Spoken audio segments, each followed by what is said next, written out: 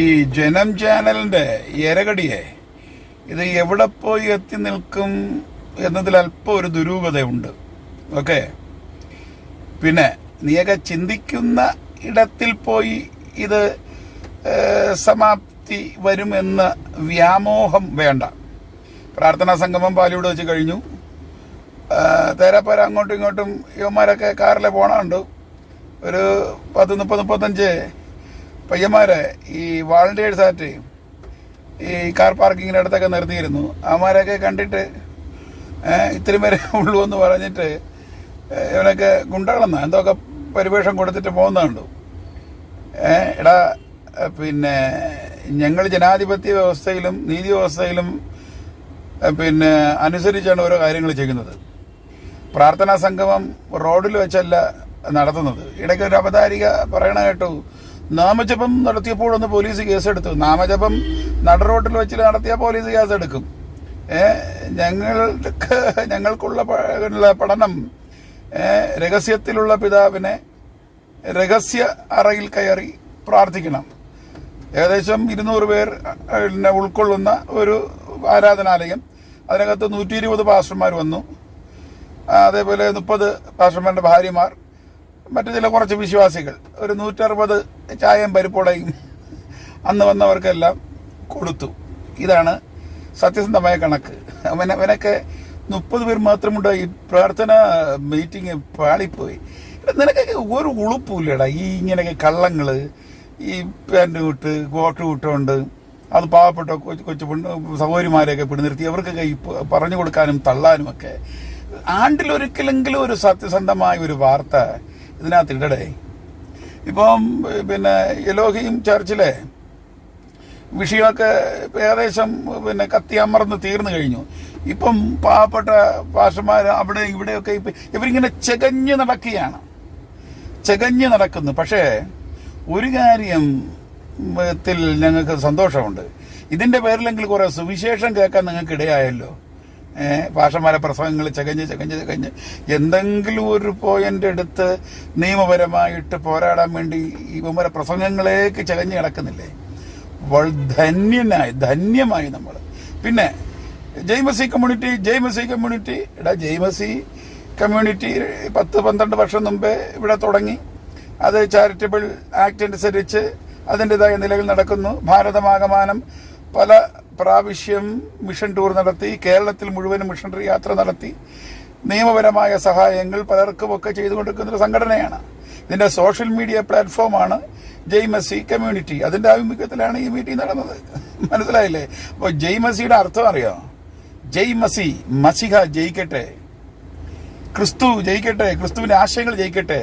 എടാ, നിന്റെയൊക്കെ കൊണ്ട് എത്ര പ്രാവശ്യം ആ ചാനൽ ജെയ്മസി അത് ഞങ്ങളോടുള്ള നീതിയാണ്. മനസ്സിലായില്ലേ? നിന്റെയൊക്കെ കൊണ്ട് എത്ര പ്രാവശ്യം ജെയ്മസി എന്ന് പറയുന്നു. അപ്പൊ നിങ്ങൾ പോലും അറിയാതെ ദൈവം പഠിപ്പിക്കുക. അതിന്റെ ആ നിങ്ങളൊക്കെ നാവിലത് എടുക്കാൻ ആ ഭാഗ്യം കൂടെ നിങ്ങൾക്ക് ഉണ്ടായത് തന്നെ ഒരു ഭാഗ്യമാണ്. പിന്നെ ഒരു കാര്യം പറയാതിരിക്കാൻ വയ്യ. ഇവിടുത്തെ പെന്തക്കോസ്തിലെ പാസ്റ്റർമാർ ജനം TV ചാനലിനെ കണ്ടുപിടിക്കേണ്ട ഒരു വിഷയങ്ങളുണ്ട്. ഇപ്പോ ഈ വിഷയങ്ങളൊക്കെ വന്നപ്പോ ഈ പിന്നെ കുറെ ചാനലുകള്, വടക്കേ ഇന്ത്യയിലെ കുറെ പിന്നെ ചാനലുകള്, പിന്നെ കുറച്ച് ആൾക്കാരൊക്കെ പോസ്റ്റ് ഇടുന്നു, ഇവിടെ ഇത് ദൈവമക്കൾക്ക് പാടുണ്ടോ എന്ന് പറഞ്ഞാൽ ഒരു ചെറിയൊരു സംഘപരിവാറിന് ഒരു അനുകൂലത കൊടുത്തൊക്കെ പാവം ഇവരൊക്കെ ഓരോ പ്രസ്താവനയും പോസ്റ്റുകളൊക്കെ ഇടുന്ന കണ്ടു. ഞാൻ അതിനെ വിമർശിക്കുന്നില്ല. കാരണം അത് ചിന്തിച്ചപ്പോൾ അവരൊക്കെ അവിടെ വടക്കേ ഇന്ത്യയിലൊക്കെ ഇരുന്ന് അവരെയൊക്കെ പ്രീണനം നടത്തിയിട്ടേ കാര്യമുള്ളൂ, അവരെയൊക്കെ പ്രീതിപ്പെടുത്തിയിട്ടേ കാര്യമുള്ളൂ. അപ്പൊ അതുകൊണ്ട് അതങ്ങിരിക്കട്ടെ. ചില ചാനലൊക്കെ കയറിയിരുന്നും അല്ലെങ്കിൽ ചിലരൊക്കെ സംഘപരിവാറിനെ സ്തുതിപാലനം അവരെ കൊണ്ട് ചെയ്യുന്നു. നിങ്ങളെ മുന്നേ എന്നോ സവർക്കർ എന്നോ എന്നും വീണ്ടും ആക്ഷേപം ഞാൻ പറയുന്നില്ല. നിങ്ങളുടെയൊക്കെ സാഹചര്യം പണ്ടും I have decided to follow Jesus not turning back എന്നൊക്കെ പാട്ടുപാടി വീരമൃത്യു അല്ലെങ്കിൽ രക്തസാക്ഷിത്വം വഹിക്കപ്പെട്ടവർ, അതിനു മുമ്പ് യേശുവിന്റെ മാർഗം വേണമോ എന്നൊക്കെ ചോദിച്ചപ്പോൾ അവർ ഈ മാർഗത്തിൽ നിലനിന്നു. എത്ര കുഞ്ഞുങ്ങൾ വരെ അവരൊക്കെ വാസ്തവത്തിൽ പറഞ്ഞ ഈ പെന്തക്കോസ് വിശ്വാസത്തിൽ പോലും അല്ലാത്ത പാർത്രീസ് അങ്ങനെയൊക്കെയുള്ള സഭാവിഭാഗത്തിൽപ്പെട്ടവർ വരെ ആ ഒരു വിശ്വാസ മൂല്യത്തിൽ നിലനിന്ന അടിത്തറ നിലനിൽക്കുമ്പോൾ ഈ ചെറിയ പിന്നെ സവർക്കറെ പോലെ മുന്നയെ പോലെയൊക്കെ ഈ ഇവരുടെ സ്തുതിപാലനം ചെയ്യുന്ന പാസ്റ്റർമാർ, പരിതാപം. നിങ്ങളുടെ വിശ്വാസവും നിങ്ങളുടെ ധൈര്യവും ഒക്കെ അവിടെ ഇരിക്കട്ടെ. പിന്നെ ഇതിനകത്ത് നിന്ന് ഈ കത്തുമ്പോൾ വാഴ നടുക എന്നൊക്കെ പറയുന്ന ഒരു പരിപാടി ഉണ്ടല്ലോ. ഈ ഇങ്ങനെ വിനു വാഴമുട്ടത്തിനൊരു വിഷയം വന്നപ്പോ ഇത്രയും വിഷയം ആളി കത്തിക്കൊണ്ടിരിക്കുമ്പോൾ കുറെ എണ്ണം ഇവിടെ തിരുവല്ലയിൽ ആരോ ഒരാളൊരു പുതിയ സഭ ഉണ്ടാക്കിയെന്ന് പറഞ്ഞിട്ട് ഇതിൽ നിന്ന് കുറെ ആത്മാക്കളെ കൊണ്ട്, പിന്നെ അങ്ങ് വടക്ക് കട്ടപ്പനയോ ആ സൈഡിൽ ഒരു പയ്യൻ സഭ ഉണ്ടാക്കിയെന്ന് പറഞ്ഞിട്ടു. ഒരാൾ മാനസികമായിട്ട് തകർന്ന് നീതിമുത് ഉപദ്രവിക്കപ്പെട്ട് കിടക്കുമ്പോൾ യോനാഥാനെ പോലെ മൊർദെഖായെ പോലെ അത് ന്യായമോ അതൊന്നും അല്ലടാ. അതൊരു സൗഹൃദത്തിന്റെ ലക്ഷണം. കൂടെ നിൽക്കുക. ആ ഒരു പാഠം ജനൻ ടിവിയിൽ നിന്ന് പെന്തക്കോസ്തുകാർ പഠിക്കണം, ക്രിസ്ത്യാനികൾ പഠിക്കണം. ഇവിടെ ക്ഷേത്രക്കൊള്ള നടക്കുന്നു, എത്രയോ മറ്റേ വടക്കേണ്ടിലെ ക്ഷേത്രങ്ങളൊക്കെ എല്ലാം യവന്മാരെല്ലാം കൊള്ളയടിക്കുന്നു. ഈ ജനൻ ടിവിയിൽ ഒരു വാർത്ത അവന്മാർക്കെതിരെ പറഞ്ഞോടാ. പെന്തക്കോസ്തുകാര നീയാണ് കേൾക്കേണ്ടത്. അപ്പൊ അവരുടെ ആ ഒരു ഇത്രയും വിഷയം നടന്നിട്ടും അവരവരെ വിട്ടുകൊടുക്കുന്നില്ല.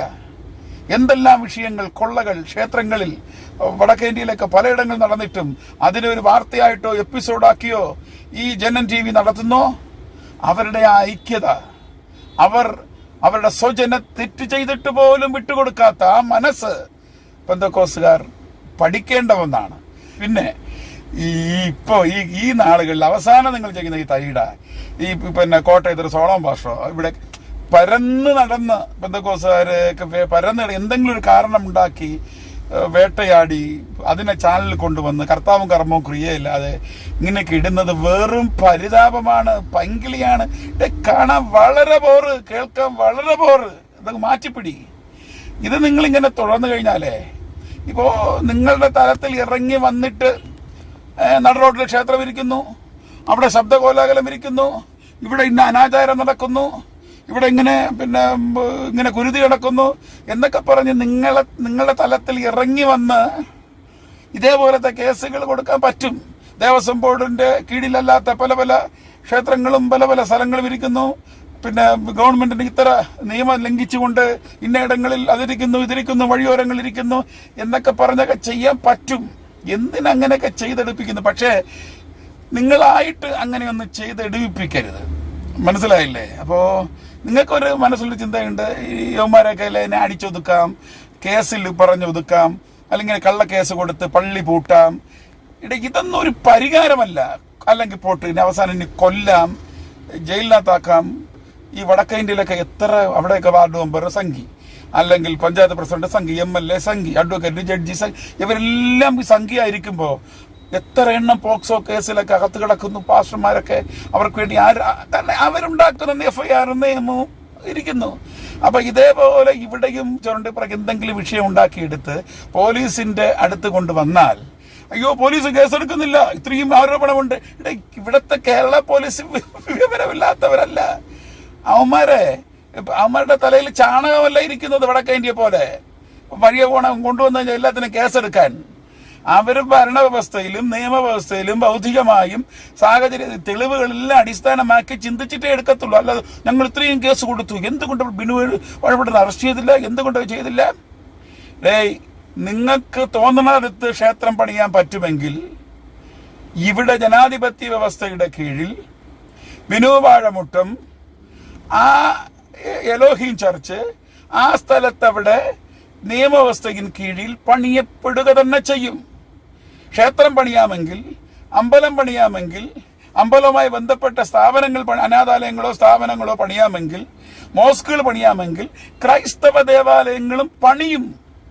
അതിന് നീയൊക്കെ ഓലപ്പാമ്പ് കാണിച്ചെന്ന് പറഞ്ഞ് പേടിപ്പിക്കണ്ട. കള്ളക്കേസ് കൊടുത്താലും പോക്സോ കേസ് കൊടുത്താലും ആ പീഡന കേസ് കൊടുത്താലും എന്നെ പീഡിപ്പിച്ചെന്ന് പറഞ്ഞാലെങ്കിലും ഏതെങ്കിലും പെണ്ണുങ്ങളെ കൊണ്ടുവന്നാലും ഇപ്പൊ സോളമൻ പാഷക്കെതിരെ എന്തൊക്കെ പരാതി വരുന്നു. വടക്കിപ്പോ ശാലയും അസംബ്ലിയോ ബ്രദറൻ ചർച്ചോ അതിനൊക്കെ ഏതൊക്കെ വിഷയങ്ങള് മലവാസി മക്കളെ കൊണ്ടൊക്കെ നിങ്ങൾക്കറിയാം ആരെ എവിടെ തൊട്ട് ഇങ്ങനെയൊക്കെ തുരുമ്പുണ്ടാക്കാം. ഇവിടെ വേറെ പണിയൊന്നുമില്ലേടാ.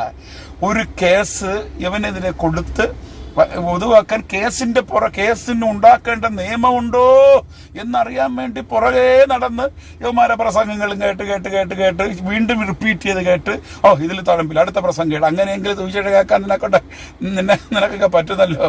മനസ്സിലായില്ലേ? അതുകൊണ്ട് നീയൊക്കെ ചെയ്യുന്നത് വെറും തലന്താണ്, ഒരു ലോക്കൽ പൈങ്കിളി, വെറും ഒരു ചാണകം. വാസ്തവം പറഞ്ഞ ഒരു ചാണകത്തെക്കാളും കീഴെയുള്ള വിവരം കെട്ടതാണ്. ജനം ചാനൽ വെച്ച് മതിയാക്കണം. നല്ല ഒരു സമാപ്തിയിലേക്കല്ല ജനം ചാനലിന്റെ ഈ പോക്ക്. മാധ്യമധർമ്മത്തിന്റെ അതിരുകളും എല്ലാ അതിരുകളും ലംഘിച്ചുകൊണ്ട് ജനം ചാനൽ ചെയ്യുന്ന ഈ തരികിട വാർത്തകൾ വച്ച് മതിയാക്കുന്നതാണ് നിങ്ങളുടെ ശുഭകരമായ ഭാവിക്ക് നല്ലത് എന്നുകൂടെ ഓർമ്മപ്പെടുത്തുകയാണ്.